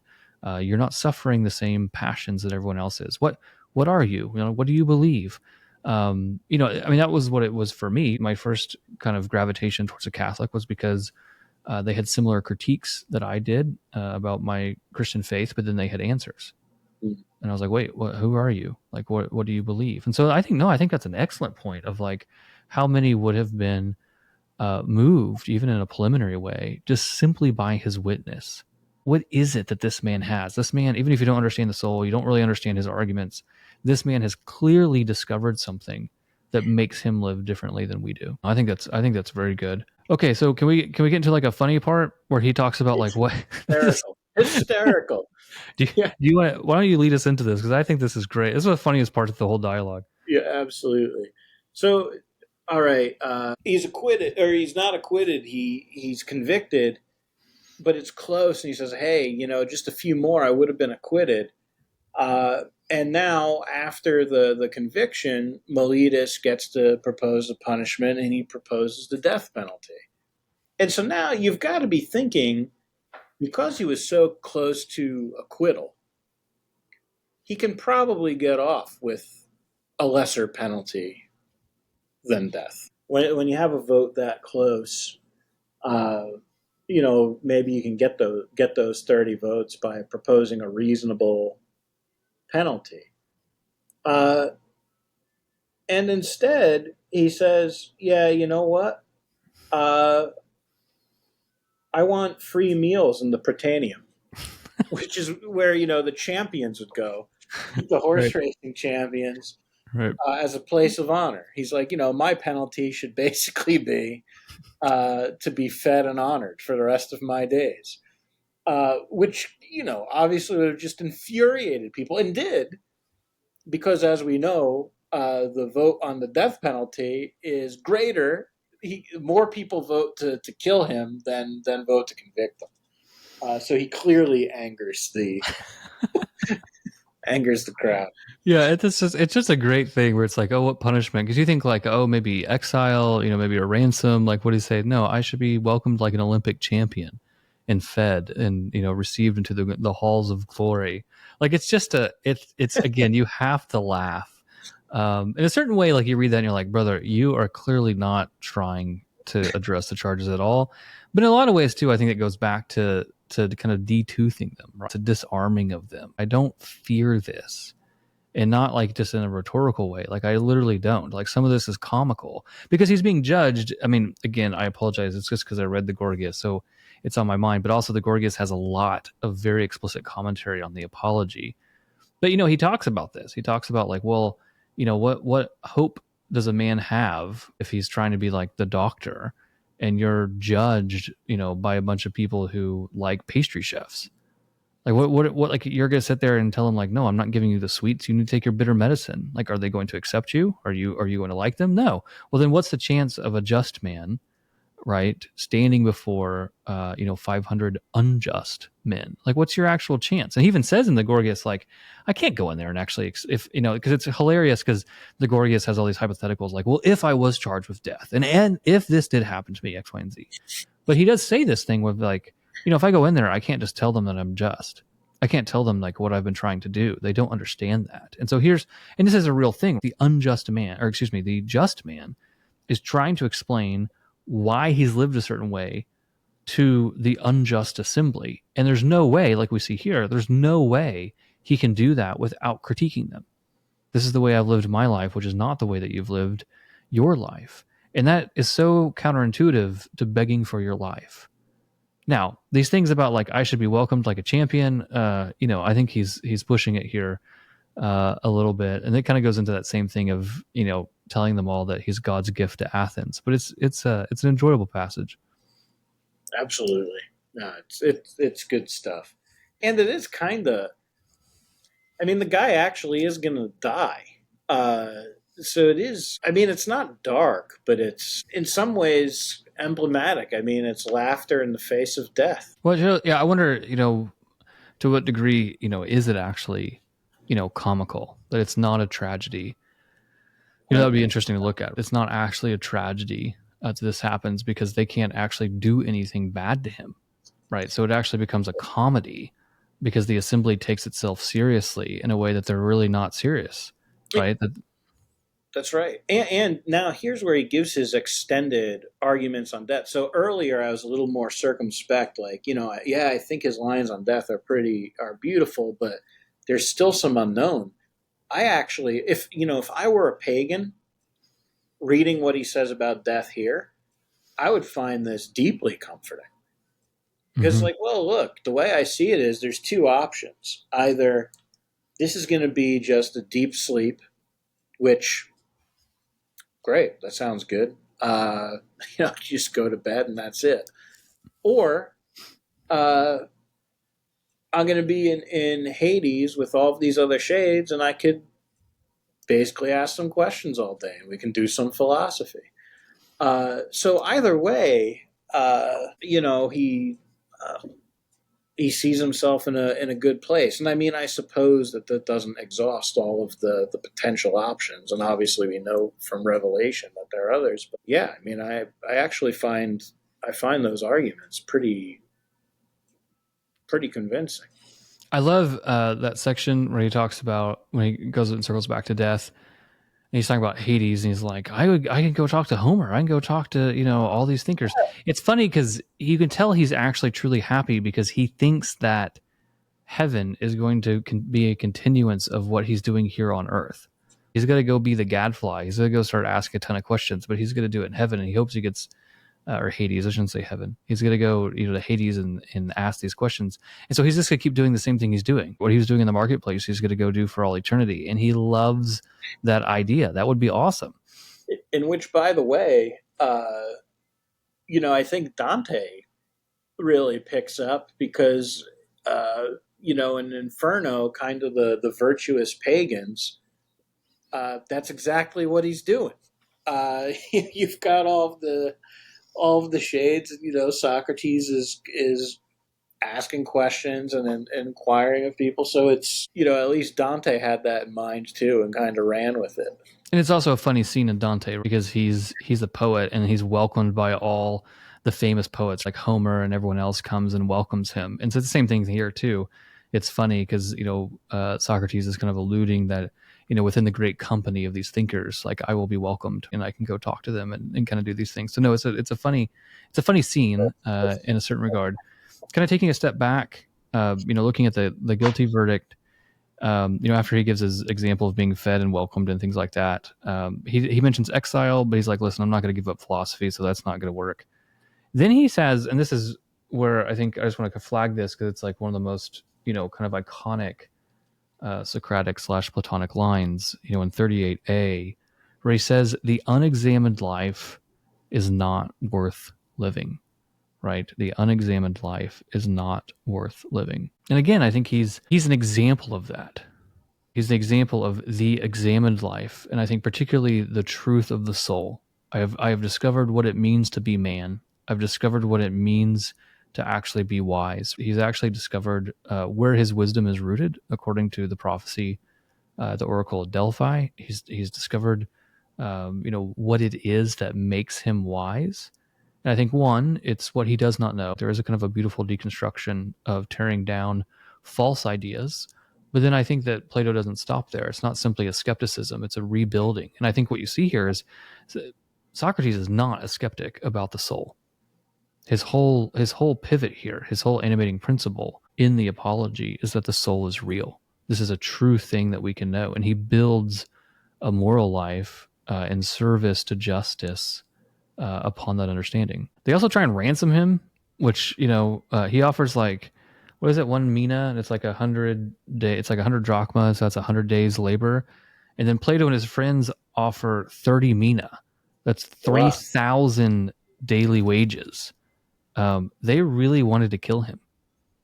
Like, that's a lot of money to do this. And so that's another question then. And that goes back to our earlier conversations last week about, is in certain ways, is this an indirect attack, for Alcibiades? It's a political revenge. There's amnesty after the Peloponnesian War. They can't attack him directly. And so they charge him with this kind of broad corrupting youth, being a gadfly. But in reality, what we're mad about is Alcibiades and losing the Peloponnesian War. But we can't do it directly, so we do it indirectly. So Miletus's charges and him presenting them terribly and having and kind of stretching and getting out from his skis, none of that matters.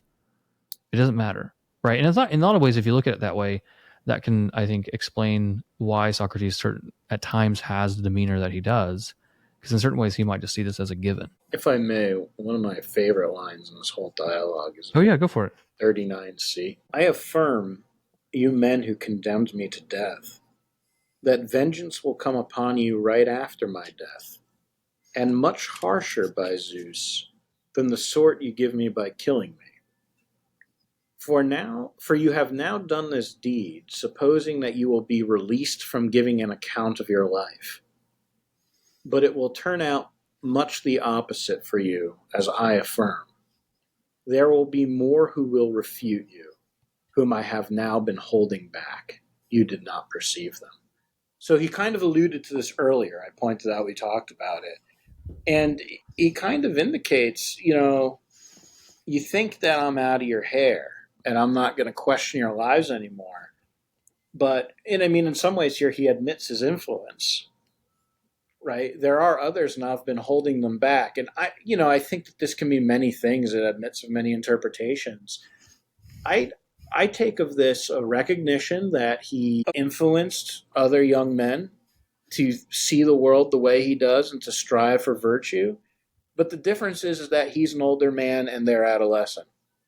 And so of necessity, they're going to be more ferocious in their prosecution. No, I think it's a wonderful insight. It also reminded me of, I found it broadly analogous to our Lord, as I mentioned last week in the Gospel of John, right, where he's like, listen, you guys are going to do this, and then Jerusalem is going to be destroyed, right? This is like destruction is going to come upon you. And this kind of goes back into, how much can a civilization survive, an advent of a Socrates or a Jesus Christ? What are their followers going to do? Those that actually see the light and are transformed, like, can the city... you see this in both the Christian martyrs and then also, in a certain way in the pagan philosophers.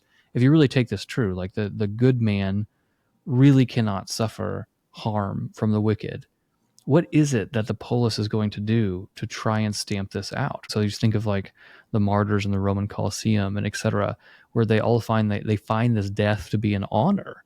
No, this is actually a crown. It's a glory. What is it that you do?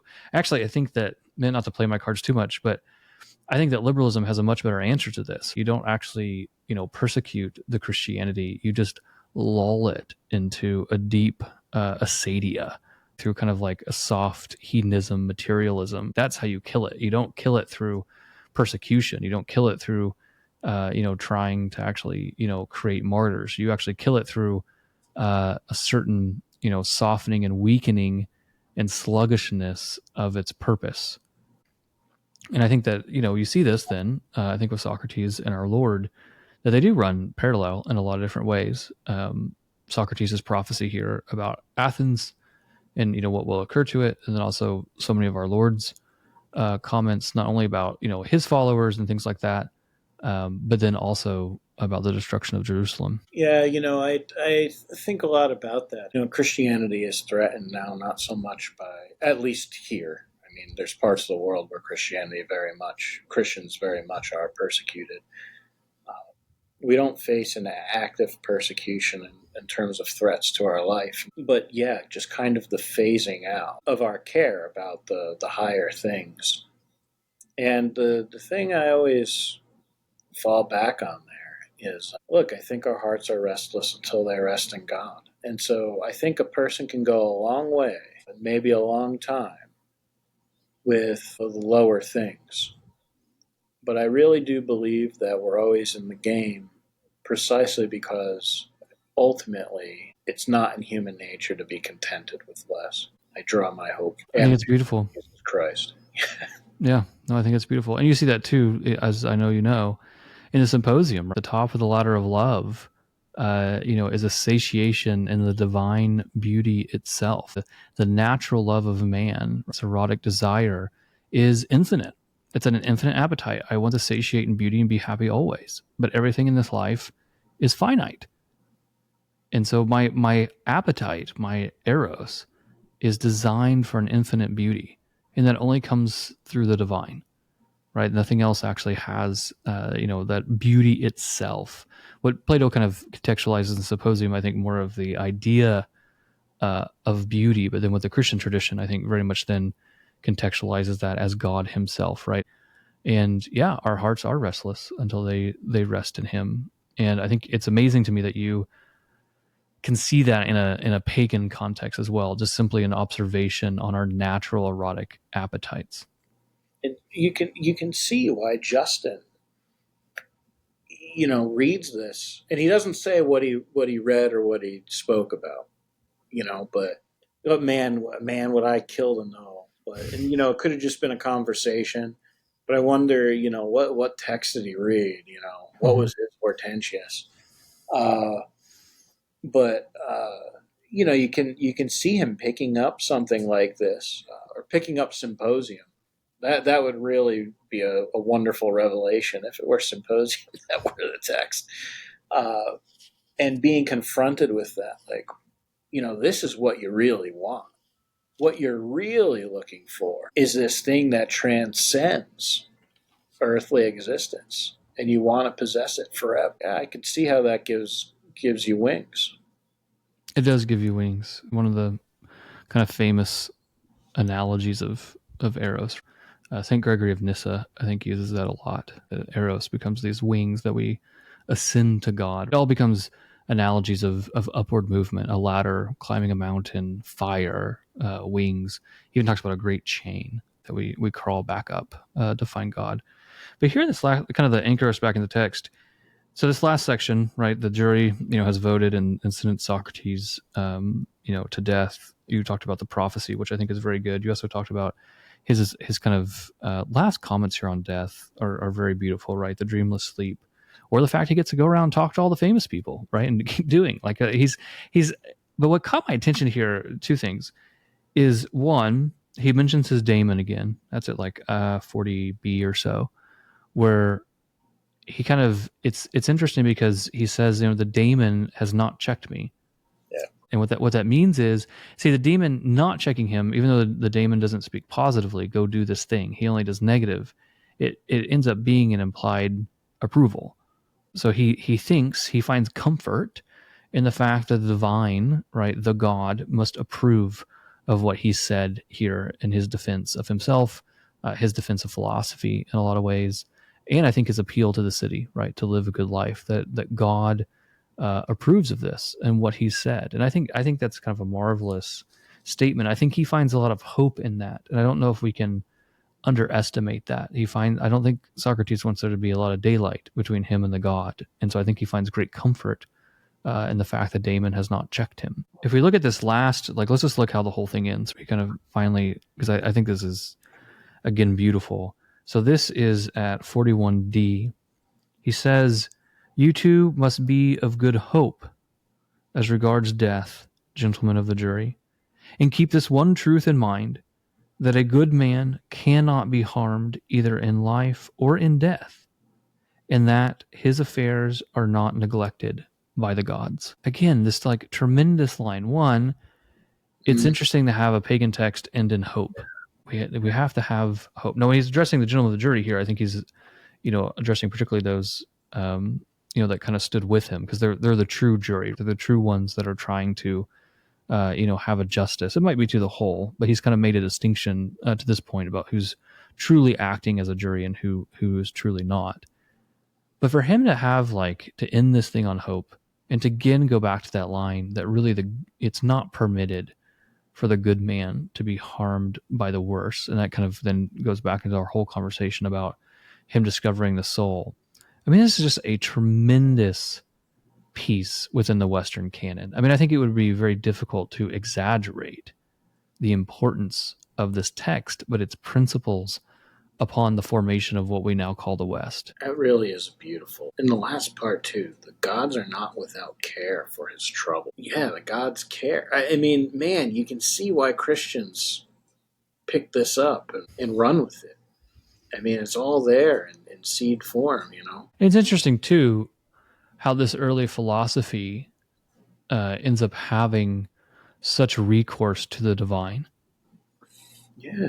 It's really amazing in a natural way. I don't think he's, like I mentioned earlier, I don't find this to be a corruption of philosophy. I don't think he's bringing something alien into philosophy, but rather, obviously as a good Dominican, that St. Thomas Aquinas presents religion, the virtue of religion, under justice. It's a natural virtue. Man has a natural desire and capacity to give God his due. And I think we're seeing that played out here very clearly, and not even just in an Aristotelian way that's kind of just systematic observations, but this is a manner in which Socrates thinks that the god has spoken to him, the god has cared for him, he's assigned a daemon, he's given him a vocation. This is, dare I say, a relational understanding of the god inside of a pagan context. And I know for some Christian traditions that can make us very nervous, but I actually think this is very beautiful. I love it. Well, then let's look at arguments for me. These are quasi-spiritual texts for me.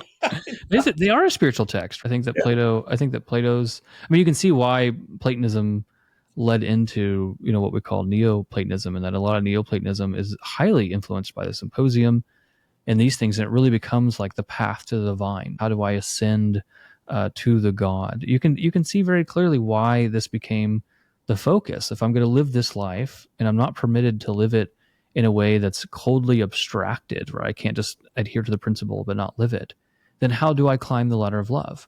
How do I come to know the God? And I think you can see why, basically what is that? I mean, Plato, is right. Socrates dies in 399. So you got 400 years roughly until Christ. And then basically during that time period, and then all the way up until basically the rediscovery of Aristotle in the West in the 1200s, the core presuppositions of the spiritual life in both pagan and Christian contexts is Platonic. It's just hard to exaggerate or overestimate how much this impacted the West. I mean, I guess you could make an argument that the West, and really, I guess, Christendom, to be more specific, became a political order based on this concept, a political order that believes that the soul is more important than the body, that the eternal is more important than the temporal, that the spiritual is more important than the material. We created a political order that resonates with the principles that Socrates is laying down here in his Apology. So let's look at the very end. I'll read it because I think it's probably one of the most beautiful lines. He says, "Now the hour to part has come. I go to die. You go to live. Which of us goes to the better lot? is known to no one except the God. It's just beautiful. I think too that kind of shows you, not to push back on it too much, but like that kind of juxtaposition that really at the end of the day no one knows. I think that kind of goes into what you were saying earlier of like, well, how much can we actually charge into the uncertainty of death with just like happiness, right? It's interesting here at the very end. It's not a full blown confirmation that like if I die I go to something better. It's actually more of it's a pious statement. Actually, at the end of the day, the person who knows what's going to happen is the God. And there's some trust there. Yeah, I mean it's pretty incredible. It's incredible for a pagan, and I mean literally incredible.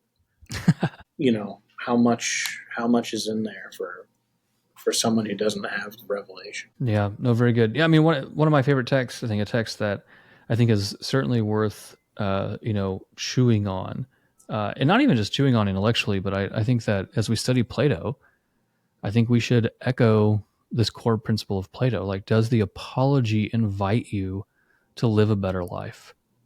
If it does, how so? Right? I mean, we have a lot of listeners that aren't Christian, and I think just like in a natural way, right?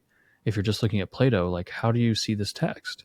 Does it invite you to live a better life? Because so many of us are lulled into that soft tyranny of the soul, that we're just kind of this soft milk toast hedonism, but we whip and beat our souls and punish them, even in ways that I don't think are immediately apparent to us. I think there's a lot of guidance here. I think there's a lot of things that awoke the West, right, or even created the West. Do I care for my soul? Do I think it would be better to suffer an injustice than to do an unjust act? That's an important question. Do I really believe that no one can actually harm my soul? No one can cause me to actually become an unjust man? I mean, these are things that you can read over and say, oh, that's intellectually perplexing. That's intriguing. But if you look at them as moral invitations, I mean, these can change your life. It's the danger of great books. It is the danger of great books. Seriously, It is the danger. I like you bringing that back. The danger. I like that. Okay, so kind of as we look at the apology as a whole, I mean, any kind of like final comments or anything that you didn't think we hit or any kind of loose ends? No, I enjoyed our conversations. I think we hit the important stuff. And, apology, one of the things I appreciate most about this conversation is that apology is probably I would assume it's the most read text of Plato. I mean, I don't know that for sure, but it's a good entryway because it's pretty straightforward relative to the rest of the corpus, and it's also short relative to the rest of the corpus. And, sometimes you can just get the highlights of the text, but walking through it the way we did and really seeing the little nuances in the arguments and the transitions in the arguments makes you appreciate that even apology, all right, it might not be as sophisticated as Symposium or Republic, but man, what a great text. That it charges me up. I'm excited. I'm excited to wake up tomorrow and do some work.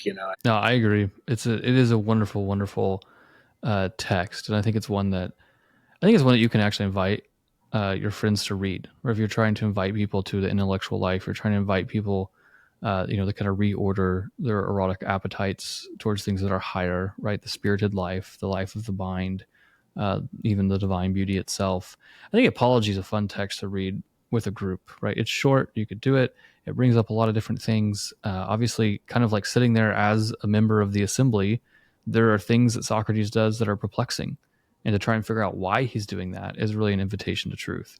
So no, I appreciate all your comments. I appreciate you kind of walking us through these last couple of weeks on the Apology. It's been a joy to discuss things that are true, good, and beautiful with you.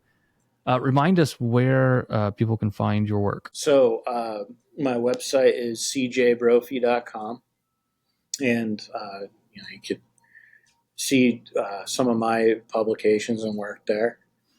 But like I said last time, it's more important that you read Plato, read Justin Martyr, and then also ccds.providence.edu to check out all of the great things we're doing here. Oh, very good. Well, Father, we deeply appreciate it. Thank you so much, Deacon. I appreciate it. It's been a pleasure. All right, everyone. Next week, we will be discussing the Crito. That's the next dialogue that we're reading. If you want to read along with us as we continue in our studies of Plato, you can check us out on X, where we're decently active, and also visit thegreatbookspodcast.com. And we will see you next week. See ya.